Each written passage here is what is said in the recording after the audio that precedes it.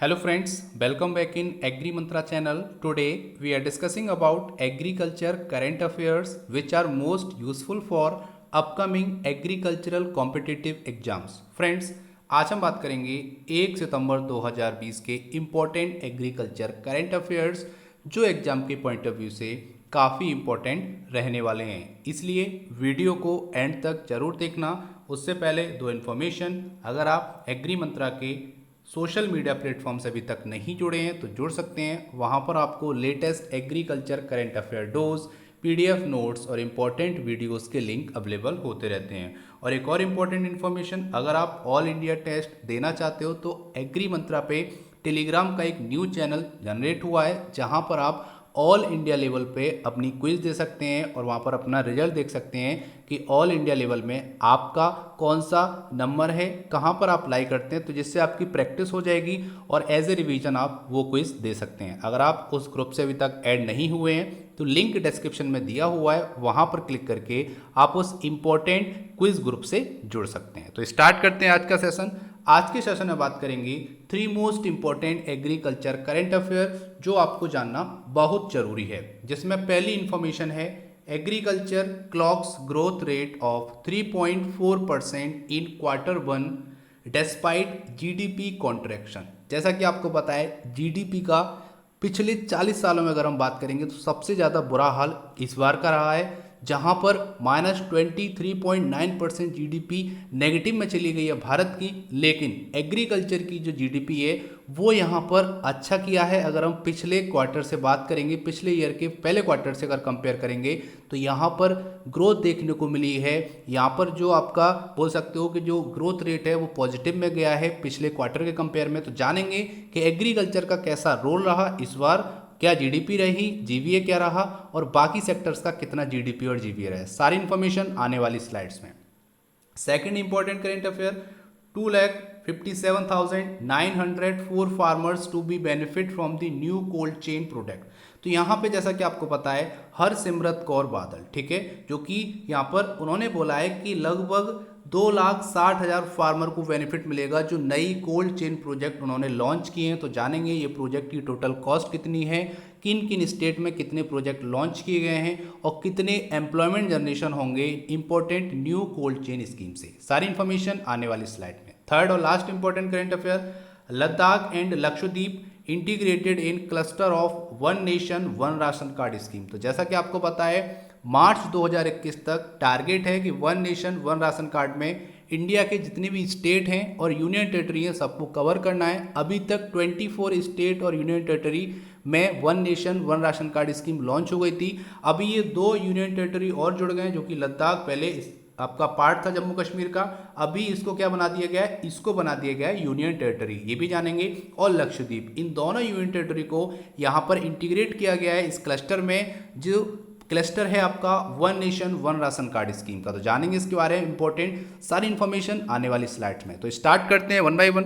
सबसे पहले बात करेंगे तो agriculture clock growth rate of 3.4% in Q1 despite GDP contraction. तो जैसा कि आपको पता है जीडीपी कॉन्ट्रैक्ट हो रही है, ठीक है, जब से लॉकडाउन हुआ है, कोविड-19 आया है, जीडीपी में हर देश की बोल सकते हो जो इकोनॉमी है वो डाउन हुई है। लेकिन इंडिया की बात करेंगे तो सबसे ज़्यादा यहाँ पर बुरी कंडीशन है अगर इकोनॉमी में बात करते हैं। लेकिन एग्रीकल्चर ने अपनी इज्जत बचा के रखी है। यहाँ पर फार्मर्स की मेहनत की बदौलत एग्रीकल्चर का जो जीडीपी ग्रोथ है वो बढ़ा है पिछले क्वार्टर से, ठीक है। अब यहाँ पे बार बार बात आती है जीडीपी, जीवीए और क्वार्टर की, तो सबसे पहले ये जान लेते हैं, ठीक है, बहुत इंपॉर्टेंट है। तो सबसे पहले अगर हम बात करेंगे जीडीपी की तो जल्दी से जान लेते हैं सिंपल लैंग्वेज में। तो GDP is the total value of goods and service produced in a country, ठीक है। पूरे भारत में जितने भी गुड्स और सर्विस प्रोड्यूस होते हैं उसकी जो टोटल वैल्यू होती है उसी को हम जीडीपी बोलते हैं, ठीक है। यहाँ पर इसको मेजर किया जाता है क्वार्टरली, हाफ ईयरली और एनुअली, ठीक है। अब यहाँ पे एक और बात आती है जीवीए क्या है, ये भी काफ़ी इंपॉर्टेंट है, आगे तभी आपको समझ में आएगा। जीवीए की बात करेंगे तो it is major in the economic productivity, ठीक है, इकोनॉमिक प्रोडक्टिविटी को मेजर करती है, उसी को जीवीए बोलते हैं।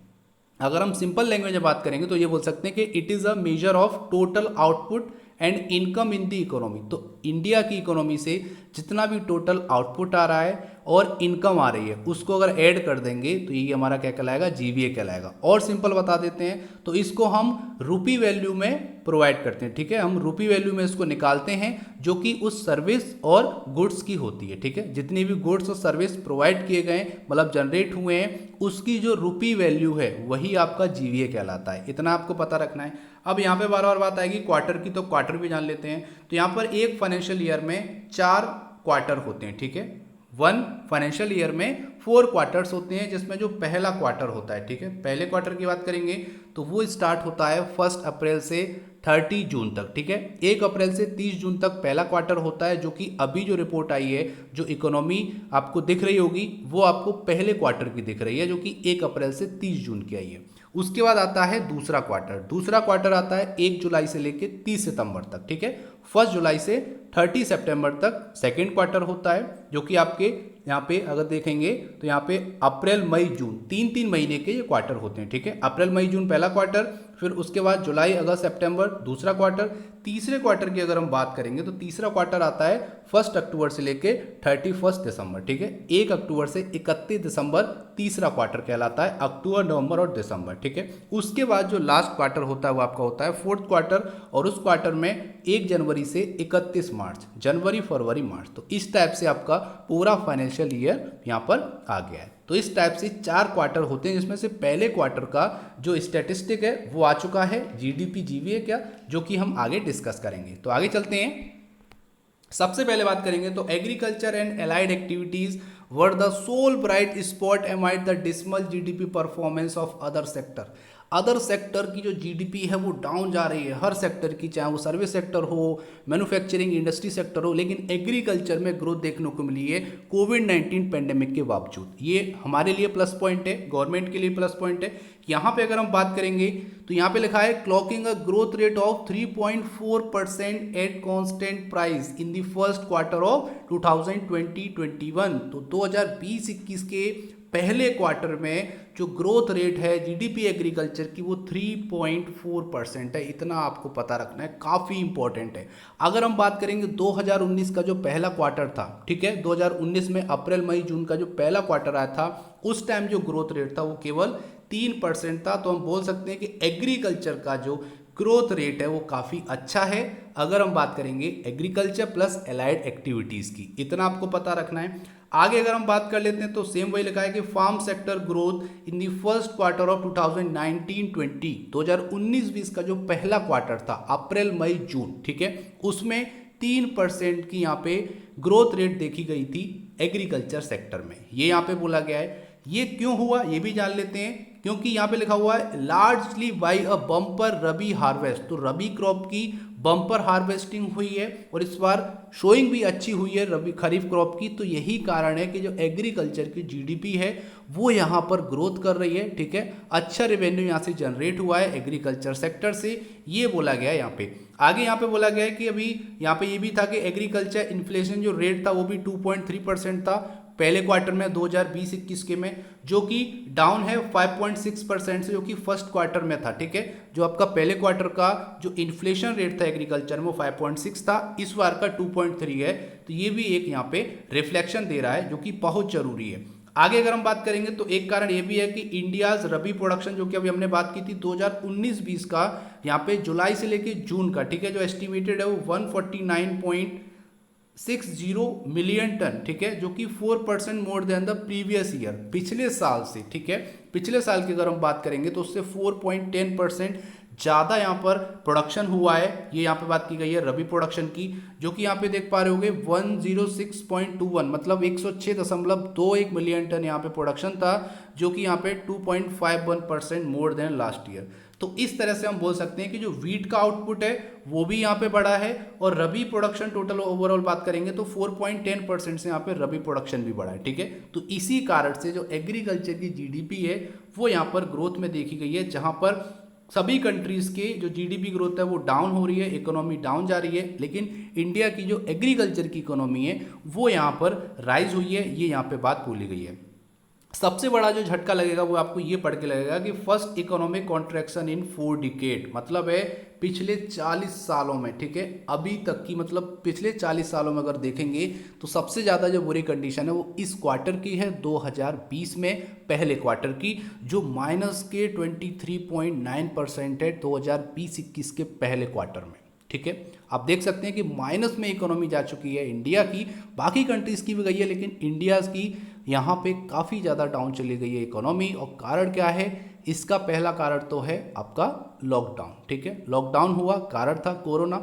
उसके बाद कुछ गवर्नमेंट की पॉलिसी हैं जो बिना किसी प्लान के, कोई प्लान ही नहीं है, कोई सिस्टमेटिक रूल नहीं है, उसके कारण यहाँ पर नुकसान झेलना पड़ रहा है हम लोगों को, भारत देश को, ठीक है। तो यहाँ पे ज़रूरत है गवर्नमेंट को अच्छे कदम उठाने की ताकि इकोनॉमी राइज हो सके।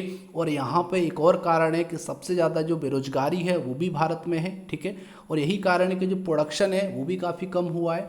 तो यही कुछ ओवरऑल फैक्टर्स हैं जिससे इकोनॉमी चलती है, ठीक है, और वही यहाँ पर अभी वर्किंग में नहीं है और कारण है कि इकोनॉमी डाउन हो गई है, ठीक है। इतना आपको पता रखना है इंपॉर्टेंट करंट अफेयर से। उम्मीद करता हूँ यहाँ तक आपको समझ में आया होगा। कुछ फोटोग्राफ की हेल्प से समझते हैं। तो यहाँ पे आप देख पा रहे होगे ये आपका जीडीपी ग्रोथ है वर्ल्ड में, कुछ इंपॉर्टेंट कंट्री हैं, ठीक है, उनकी बात करेंगे तो चाइना का जो जीडीपी ग्रोथ है वो 3.2% पॉजिटिव रहा है, ठीक है। जैसा कि आप देख पा रहे होगे चाइना की जो पॉलिसी है आप भी जानते हैं, हम भी जानते हैं। बाकी कंट्रीज का जो ग्रोथ रेट है वो नेगेटिव में गया है, लेकिन भारत की अगर हम बात करेंगे तो -23.9% यहाँ पे जीडीपी ग्रोथ रेट रहा है, जो कि माइनस में चला गया है पहला क्वार्टर अप्रैल से लेकर जून 2020-21 का। इतना आपको याद रखना है। ये आपके G7 कंट्रीज हैं, ठीक है। बाकी इंडिया की बात करेंगे तो यहाँ पर बहुत ज़्यादा लॉस देखने को मिल रहा है। अगर यही कंडीशन बनी रही तो बहुत बुरे हालात हो जाएंगे और यहाँ पे गवर्नमेंट को ज़रूरत है कुछ अच्छे प्लान लाने की, इकोनॉमी को बैलेंस करने के लिए। देखते हैं फ्यूचर में क्या होता है, लेकिन अभी की जो कंडीशन है वो यही है कि -23.9% जो जीडीपी है वो यहाँ पर आप देख पा रहे होगे, ठीक है। आगे बात कर लेते हैं एक और इम्पॉर्टेंट, तो यहाँ पर थोड़ा सा हम इसको जानने की कोशिश करेंगे कि एग्रीकल्चर में अप्रैल जून 2019-20 का जो जीडीपी ग्रोथ रेट था वो आपका 3% था, जो बढ़ के 3.4% हो गया है इस पहले क्वार्टर में 2020-21 के में। मैन्युफैक्चरिंग का 3 था जो कि माइनस में 39.3% चला गया, ठीक है। कंस्ट्रक्शन की बात करेंगे तो 5.2% का था, जो कि -50.3% ग्रोथ रेट देखने को मिला है इस क्वार्टर में। आगे बात करेंगे तो यहाँ पर दो इंपॉर्टेंट है, एक आपका है GVA, gross value added. Overall India का अगर जीवीए निकालोगे तो 2019-20 में पहले क्वार्टर में 4.8 था, जो इस बार -22.8 हो गया है, ठीक है। और यहाँ पर जीडीपी, ओवरऑल जीडीपी की बात करेंगे तो 5.2 था। आपने भी पढ़ा होगा, हमने भी पढ़ा था कि पहला जो क्वार्टर था 2019-20 का, वहाँ पर 5.2% की ग्रोथ देखने को मिली थी, जो कि एक अच्छी ग्रोथ मानी जाती है। आज की कंडीशन की बात करेंगे तो इस क्वार्टर में -23.9% यहाँ पे जीडीपी ग्रोथ देखने को मिल रही है। तो ग्रोथ नहीं बोलेंगे एक तरह से, क्या हो रहा है, वो आपका श्रिंक हो रही है, ठीक है, नेगेटिव में जा रही है। और यही सबसे ज़्यादा चिंता का कारण है गवर्नमेंट ऑफ इंडिया के लिए। लेकिन एग्रीकल्चर के लिए प्लस पॉइंट है कि 3.4% की यहाँ पे ग्रोथ देखने को मिली है, जो कि बहुत अच्छे प्लस पॉइंट हैं फार्मर के पॉइंट ऑफ व्यू से और गवर्नमेंट के पॉइंट ऑफ व्यू से। इतना आपको पता होना चाहिए इंपॉर्टेंट करंट अफेयर से। उम्मीद करता हूँ आपको यहाँ तक समझ में आया होगा। अगर समझ में आया तो वीडियो को अभी लाइक करो और इस वीडियो को शेयर करो। आज की वीडियो का टारगेट है केवल और केवल 200 लाइक्स का। अगर आपको वीडियो पसंद आ रही है तो वीडियो को लाइक जरूर करना और इस वीडियो को शेयर जरूर करना। आगे चलते हैं, एक और important current affair. 2,57,904 farmers to be benefit from the new cold chain project. तो यहाँ पे बात हो रही है, हरसिमरत कौर बादल जी ने यहाँ पे बात कही है कि 2,57,904 फार्मर्स को इस important new cold chain project से बेनिफिट मिलेगा। तो जान लेते हैं इसके बारे में डिटेल में। तो यहाँ पे बात हो रही है श्रीमती हरसिमरत कौर बादल, जो कि union minister of food processing industry हैं। उन्होंने यहाँ पर बोला है कि new integration cold chain project are likely to generate direct and indirect employment. तो यहाँ पे कोल्ड चेन प्रोजेक्ट होता क्या है, थोड़ा आपको ये भी बता देते हैं, ठीक है। कोल्ड चेन प्रोजेक्ट का मतलब है कि पोस्ट हार्वेस्ट इंफ्रास्ट्रक्चर, ठीक है, पोस्ट हार्वेस्ट लॉसेस को कम करना, उसके लिए इंफ्रास्ट्रक्चर बनाना।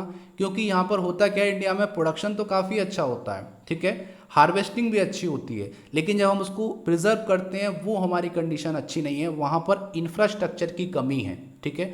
और यही ये जो कोल्ड चेन प्रोजेक्ट है ये वर्क करता है कि जो आपकी हार्वेस्टिंग हो गई है क्रॉप्स की उसको अच्छे से प्रिजर्व करेगा, उसके लिए इंफ्रास्ट्रक्चर की रिक्वायरमेंट होती है। तो यहाँ पे ये cold chain project infrastructure provide कराती है, फूड सेफ्टी प्रोवाइड कराती है, बहुत सारे फैक्टर्स हैं, मेगा फूड पार्क बनवाती है, ठीक है, एग्रो प्रोसेसिंग पे काम करती है, और यहाँ पे बोल सकते हो बहुत ज़्यादा इंपॉर्टेंट है फूड के पर्सपेक्टिव में।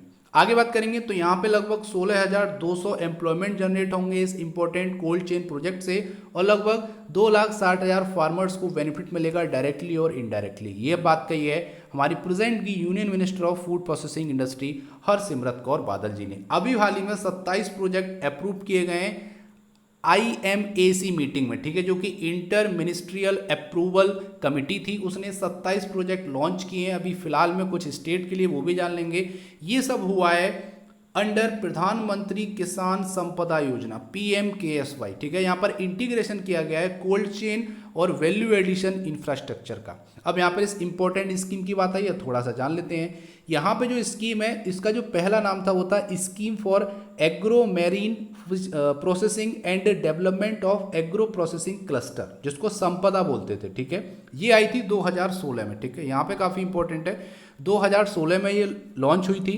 2016 से लेके 20 तक का जो इसका बजट एलोकेट किया गया था वो भी जान लेते हैं किसने किया गया था। तो यहाँ पर 6,000 करोड़ रुपए बजट एलोकेट किया गया था इस इंपॉर्टेंट स्कीम के। 2017 में इसका नाम चेंज करके क्या कर दिया गया, फिर कर दिया गया प्रधानमंत्री, ठीक है, ध्यान से सुनिए, प्रधानमंत्री किसान संपदा योजना, ठीक है, प्रधानमंत्री किसान संपदा योजना कर दिया गया। अब यहाँ पे जो संपदा का फुल फॉर्म था वो हटा दिया गया है, अब सीधा सीधा ये बना दिया गया है। तो ये एक काफ़ी सेंट्रल सेक्टर स्कीम है और ये वर्क करती है मेगा फूड पार्क डेवलपमेंट के लिए, कोल्ड चेन एग्रो प्रोसेसिंग के लिए, फूड सेफ्टी के लिए, और फार्मर्स को बेनिफिट प्रोवाइड कराने के लिए, फूड के लिए, पोस्ट हार्वेस्ट इंफ्रास्ट्रक्चर डेवलपमेंट कराने के लिए, और डायरेक्ट इनडायरेक्ट जॉब प्रोवाइड कराने के लिए ये इंपॉर्टेंट स्कीम वर्क करती है। आगे यहाँ पे बोला गया था meeting was chaired by Shrimati Harsimrat Kaur Badal through video conferencing. तो वीडियो कॉन्फ्रेंसिंग के जरिए ये जो मीटिंग थी वो चेयर की थी श्रीमती हरसिमरत कौर बादल ने, जो कि फूड प्रोसेसिंग मिनिस्टर हैं, इतना आपको याद रखना है। अब जो प्रोजेक्ट लॉन्च किए गए हैं 27 वो किस किस स्टेट में किए गए हैं ये जान लेते हैं। तो आंध्र प्रदेश में 7 प्रोजेक्ट लॉन्च किए हैं, बिहार में 1 किया गया है, गुजरात में 2 प्रोजेक्ट हैं, हरियाणा में 4 प्रोजेक्ट लॉन्च किए गए हैं, कर्नाटका में 3, केरल में 1, MP में 1, पंजाब में 1, राजस्थान में 2, तमिलनाडु में 4 और उत्तर प्रदेश में 1। तो इस तरह से total 27 cold chain project launch किए गए अंडर प्रधानमंत्री किसान संपदा योजना, ठीक है। इतना आपको पता रखना है इस इंपॉर्टेंट करेंट अफेयर से, ठीक है। आगे अगर हम बात करेंगे तो ये जो 27 new integrated cold chain project हैं इसमें लगभग जो इन्वेस्टमेंट होगा वो लगभग 743 करोड़ रुपए का होगा, ठीक है। 743 करोड़ रुपए का यहाँ पे इन्वेस्टमेंट होगा इन 27 प्रोजेक्ट को रन करने में। इतना यहाँ पे बात बोली गई है, इतनी ही चीज़ें आपको यहाँ पर पता होनी चाहिए। उम्मीद करता हूँ यहाँ तक आपको समझ में आया होगा, हेल्पफुल लगा होगा। आगे चलते हैं एक और इंपॉर्टेंट करंट अफेयर। उससे पहले अगर आपने वीडियो लाइक नहीं किया तो जल्दी से लाइक कर दीजिए, और आगे चलते हैं आज का लास्ट और important current affair. Ladakh and Lakshadweep integrated in cluster of one nation one ration card scheme. तो यहाँ पे बात हो रही है one nation one ration card scheme, जहाँ पर 2021, ठीक है, 2021 मार्च महीने तक सभी स्टेट को कवर करना है, सभी यूनियन टेरिटरी को कवर करना है। अभी तक 24 स्टेट और यूनियन टेरिटरी कवर किए गए थे, जिसमें अभी 2 यूनियन टेरिटरी अब जुड़ जाएंगे, तो टोटल हो गया यहाँ पे 26, ठीक है। तो यहाँ पर अभी तक 26 स्टेट्स और यूनियन टेरिटरीज को ऐड किया गया है इस इंपॉर्टेंट स्कीम से, जिसका नाम है one nation one ration card scheme, ठीक है, जो कि लद्दाख और लक्षद्वीप इसमें जोड़े गए हैं। जान लेते हैं इसके बारे में डिटेल में। तो the minister of consumer affair, food and public distribution Shri Ramvilas Paswan recently review the progress made toward the implementation of one nation one ration card plan. तो यहाँ पे जो स्कीम थी one nation one ration card plan, इसको review करने के लिए अभी रिसेंटली हमारे प्रेजेंट के food and public distribution minister Shri Ramvilas Paswan ने एक रिव्यू किया है, जहाँ पर देखा है कि इसकी क्या प्रोग्रेस है, ये जब से ये स्टार्ट हुई है, ठीक है, और अभी तक क्या प्रोग्रेस इसकी रही है। कब स्टार्ट हुई थी ये भी काफ़ी इंपॉर्टेंट है। तो यहाँ पे 1 जून ठीक है, 2020 को ये स्कीम लॉन्च की गई थी। ठीक है, 1 जून 2020 को स्कीम लॉन्च की गई थी और ये पार्ट है आपका 20 लाख के स्टिमुलस पैकेज का, जो राहत पैकेज लॉन्च किया गया था मोदी जी के द्वारा, उसी का ये पार्ट है 20 लाख करोड़ स्टिमुलस पैकेज का, जहां पे one nation one ration card scheme launch की गई थी और इसका उद्देश्य था कि सभी लोगों तक ग्रेन्स पहुंचा जाए। ठीक है, जो अनाज है वो सब तक पहुंचा जाए, कोई भी भूखा ना सोए। गवर्नमेंट की ये उद्देश्य था और इसी उद्देश्य को पूरा करने के लिए ये स्कीम लॉन्च की गई थी। अब यहाँ पे बात आती है बार बार पैकेज की, तो यहाँ पे दो पैकेज आपको एग्रीकल्चर पॉइंट ऑफ व्यू से याद रखने हैं कि 1 लाख करोड़ का एक पैकेज लॉन्च हुआ था। ठीक है, 1 लाख करोड़ का एक पैकेज लॉन्च हुआ था एग्रीकल्चर इंफ्रास्ट्रक्चर फंड। ठीक है, एग्रीकल्चर इंफ्रास्ट्रक्चर फंड, और एक और लॉन्च हुआ था जो कि आपका 15,000 करोड़ का था। ठीक है, 15,000 करोड़ का कौन सा था? Animal husbandry development infrastructure fund. ठीक है, इतना आपको याद रखना है। फंड के बारे में अगर क्वेश्चन आता तो इजीली आप कर पाएंगे। आगे बोला है another 2 union territories of Ladakh and Lakshadweep approve the integration of these UT with existing nation portability cluster of 24 state और यूटी। तो अभी तक जो 24 स्टेट और यूटी का क्लस्टर था, वहां पर अभी 2 नए यूटी और जुड़ जाएंगे। इंटीग्रेशन के लिए अप्रूवल मिल गया है, तो अब टोटल हो जाएंगे 26 स्टेट और यूनियन टेरिटरी, जहां पे one nation one ration card scheme work करेगी। उसके तहत फार्मर्स को बेनिफिट मिलेंगे, ये यहाँ पे बात की गई है। आगे यहाँ पे ये बोला गया है a total of more than 65 crore beneficiaries, जिसमें 80% NFSA पॉपुलेशन है। ठीक है, नेशनल फूड सिक्योरिटी एक्ट की जो पॉपुलेशन है उसमें 80% है, बाकी 20% रिमेनिंग है। यहाँ पर टोटल लगभग 65 करोड़ बेनिफिशरीज हैं इस इंपॉर्टेंट स्कीम के, जो कि अब 26 स्टेट्स और यूनियन टेरिटरी में लागू हो गई है। ठीक है, इतना आपको याद रखना है। यहाँ पे लद्दाख की बात आ रही है, थोड़ा सा मैं बता देता हूँ आपको। 31 अक्टूबर 2019 को, ठीक है, 31 अक्टूबर 2019 को जो लद्दाख है वो यूनियन टेरिटरी घोषित किया गया था। ठीक है, इतना आपको याद रखना है, थोड़ा सा जीके था। आगे यहाँ पे बोला गया है remaining state and union territory are targeted to be integrated in national portability by March 2021। तो यहाँ पे मार्च 2021 तक सभी रिमेनिंग स्टेट और यूनियन टेरिटरी को कवर करना है under one nation one ration card scheme, जो कि गवर्नमेंट ऑफ इंडिया का टारगेट है। मैंने कई वीडियो में आपको बताया भी है। आगे यहाँ पे बोला गया है कि ये गवर्नमेंट की स्कीम है जहाँ पर फूड सिक्योरिटी को बहुत ज़्यादा महत्वाकांक्षा दी गई है कि फूड सिक्योरिटी होनी चाहिए, सबके पास फूड अवेलेबल होना चाहिए, कोई भी भूखा ना सोए।